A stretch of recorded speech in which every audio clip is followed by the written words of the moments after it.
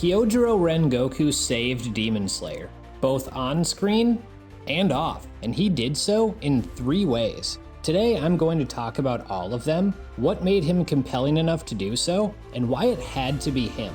It's extremely rare for anime characters to craft meaningful legacies, and I don't think I've ever seen one built quicker than Rengoku's. He's a secondary character in a handful of episodes in Season 1, and he's in Mugen Train, that's it. And yet, he's one of the most memorable and recognizable anime characters out there. Why?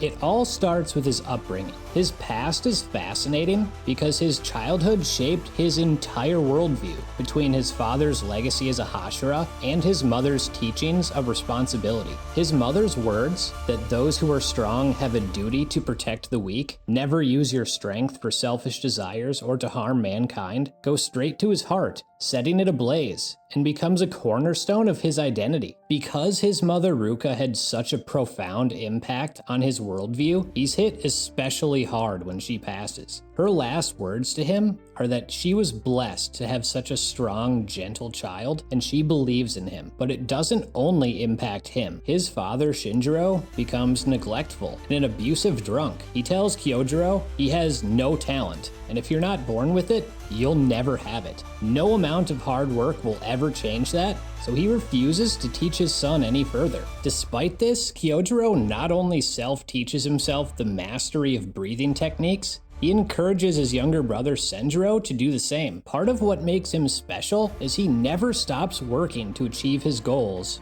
honor his mother's memory, and uphold his family's legacy. It also doesn't hurt that his appearance is cool as hell while still being consistent with his character. His hair, his hilt, and his coat all look like flames. Fire typically symbolizes strength and righteousness. No one in Demon Slayer embodies those traits more than Rengoku, and that's not an accident. His unique look and over-the-top charisma help him steal every scene he's in. Apparently, there's even some backstory for his appearance. An ancient ancestor of his ate too many tempuras, which caused their descendants to have abnormal hair. And the Rengoku family has a tradition called kankagari, which involves the pregnant wives staring at a flaming torch, which likely causes the distinct coloring of their hair. Oh, and he's based off a real person. How hyped do you think that guy feels? He must be the coolest dude ever. Anyway, Rengoku is strong in mind, body, and spirit. Remember, before his fight with Akaza even begins, he recently fought the Slasher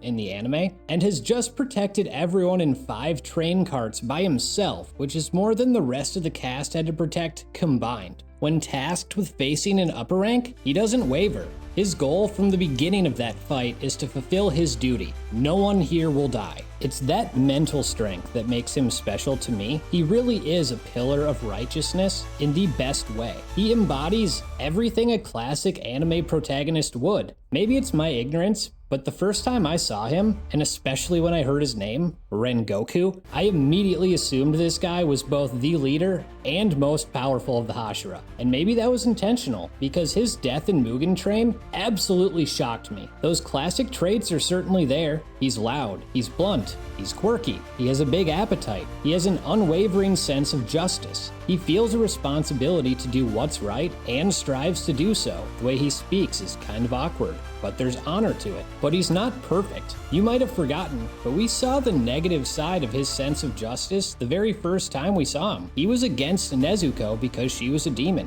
which is why when he's dying and he says he accepts her, it means so much more. His standout trait might be his unwavering determination. Even Akaza is impressed by his strength and offers to make him a demon. Being a demon will allow him to become much stronger than he is, because humans, they die too quickly. And a lot of times in anime, especially newer ones, stories go out of their way to make heroes see the villain side. Rengoku continues to follow that old school route. He says no, and that they'll never agree. Life being finite is why it's beautiful and why it must be protected. Knowing he was outmatched in that fight, he continued anyway, because he had made up his mind no one would die. Even with an arm blasting through his stomach, he's able to hold an upper rank in place, not only keeping him from harming others, but also putting him in a position to be taken out by the sun. As Rengoku's dying, he's still looking ahead. He holds his head high. his heart remains ablaze. His outgoing, positive nature is infectious, and it gives him that larger-than-life feel. Hell, he even revolutionized the term donut. Sorry, I had to. And while his mental fortitude is special, his physical abilities are nothing to scoff at. He clearly has elite perception, as he's aware of Akaza's arrival before anyone else. He's a strategist who is able to determine his opponent's abilities, the best way to counter them, and do so quickly. His mastery of breathing isn't limited to badass fire breathing techniques. He's able to calmly but directly advise Tanjiro how to heal his wounds after the fight with Enmu, strictly by controlling that breathing. He has tremendous reflexes, and he's fast as hell. Not only in speed, but everything. He eats fast, he makes up his mind fast, he moves fast, and he reacts fast. That's how he is. And he couples that with high endurance. Then of course he has incredible techniques like First Form, Unknowing Fire, Second Form, Rising Scorching Sun, Third Form, Blazing Universe, Fourth Form, Flame Undulation, Fifth Form, Flame Tiger, and Ninth Form, Rengoku, all of which differ in how he swings the blade and whether they are offensive or defensive maneuvers.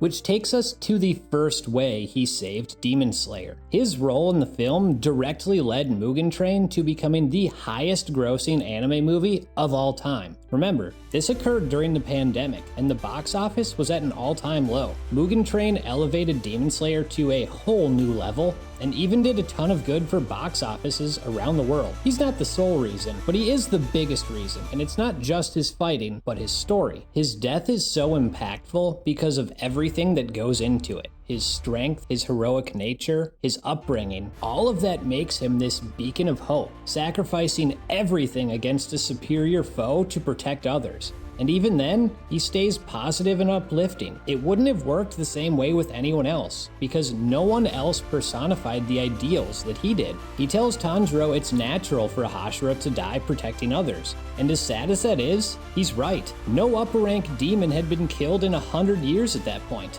He encourages Tanjiro to keep fighting, to become the next Hashira and never give up. Like his mother said to him, he says to Tanjiro, "I believe in you." Even so, as he's about to pass, he sees a vision of his mother, and he asks her, "Mother, did I do everything right? Was I able to fulfill everything that I was supposed to carry out?" At the end, he's seeking approval, and I think that can hit home for a lot of people. And when his smiling mother responds, "You did a wonderful job," giving him the validation he's yearned for, it's so emotionally gratifying, and the impact it has on the cast, world, and audience is something else. The second way Rengoku saved Demon Slayer is obvious. In Mugen Train, Rengoku saves the main cast from being killed by Akaza. But it goes even further than his death. Their responses to it are some of the best character moments in the entire series. Tanjiro has always seen the best in everyone, but after Akaza kills Rengoku and runs, for the first time in the series, Tanjiro flips out. He calls Akaza a bastard and says that Rengoku won that fight because he kept everyone alive. Demons only fight on their terms in the dead of night, and for that, they're cowards. Coming from Tanjiro, it hits so much harder. That, along with Rengoku finally accepting Nezuko,